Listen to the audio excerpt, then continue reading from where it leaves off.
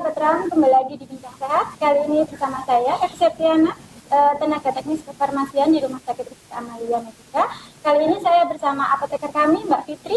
Monggo Mbak Fitri, perkenalkan diri terlebih dahulu. Ya, perkenalkan nama saya Apoteker Fitri, salah satu apoteker di Rumah Sakit Rizky Amalia Medika ini.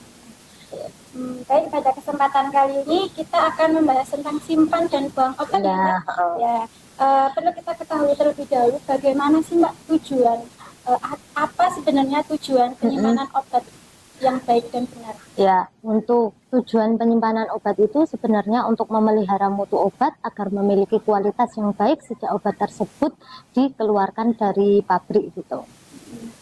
Jadi untuk penyimpanan obat sendiri itu bagaimana sih Mbak cara kita menyimpan obat yang baik dan benar? Jadi untuk penyimpanan obat secara umum itu yang pertama adalah menyediakan tempat khusus untuk menyimpan obat seperti kotak obat. Nah, untuk yang kedua itu obat disimpan di kemasan aslinya, tidak perlu dikemas ulang dan disimpan di wadah yang tertutup rapat. Nah, yang ketiga itu obat harus diperhatikan untuk kemiripan nama ataupun kesamaan kemasannya. Kemudian yang keempat, dijauhkan dari jangkauan anak-anak, misalkan di tempat yang lebih tinggi seperti lemari yang terkunci gitu bisa. Terus yang selanjutnya itu dijauhkan dari sinar matahari langsung, jangan ditempatkan seperti di jendela. Nah, kemudian perlu cek secara berkala kondisi obatnya, baik secara fisiknya maupun cek juga tanggal kadaluarsanya. Nah, perlu juga dibersihkan juga wadah obatnya. Kemudian untuk diperhatikan juga masa simpan obat itu. Jadi untuk masa kadaluarsa obat itu dari sejak obat tersebut diedarkan sampai dengan obat tersebut tidak bisa digunakan lagi. Sedangkan kalau masa batas penggunaan obat itu di mana batas waktu setelah obat tersebut dibuka atau diracik ulang atau dikemas ulang gitu. Jadi kan kita tahu nih Mbak, ya kan banyak banget sediaan obat, ada sirup, ada tablet, ada injeksi, ada supo. Itu untuk penyimpanan obat dari masing-masing sediaan tersebut tuh apakah ada yang berbeda atau ada cara penyimpanan khusus?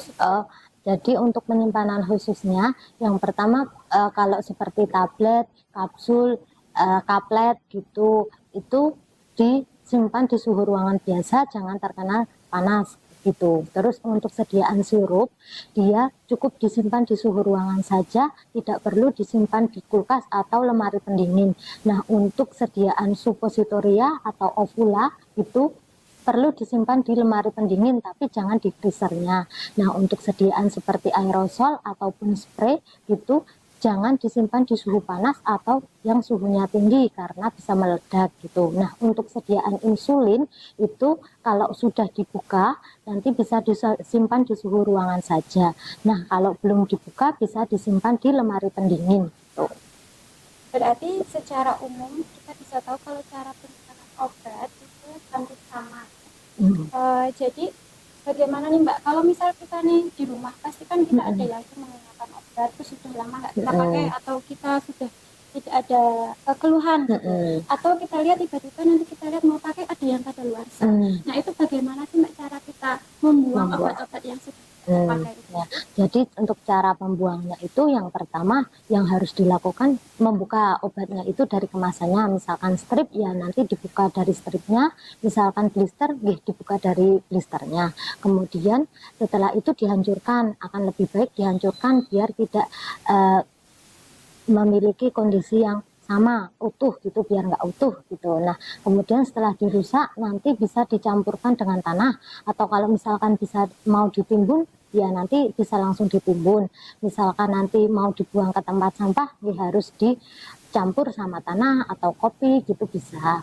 setelah itu nanti kemasannya itu bisa dihancurkan juga, jadi udah nggak ada informasi yang terkait kemasannya, namanya ataupun indikasinya gitu. Nah kemudian dihancurkan. Untuk sediaan salep juga sama, sediaan gel juga sama, dikeluarkan dari kemasannya, kemudian kemasannya juga dipotong-potong, dihancurkan. Untuk sediaan sirup yang non antibiotik nanti bisa langsung dibuang di saluran pembuangan, nggak apa-apa.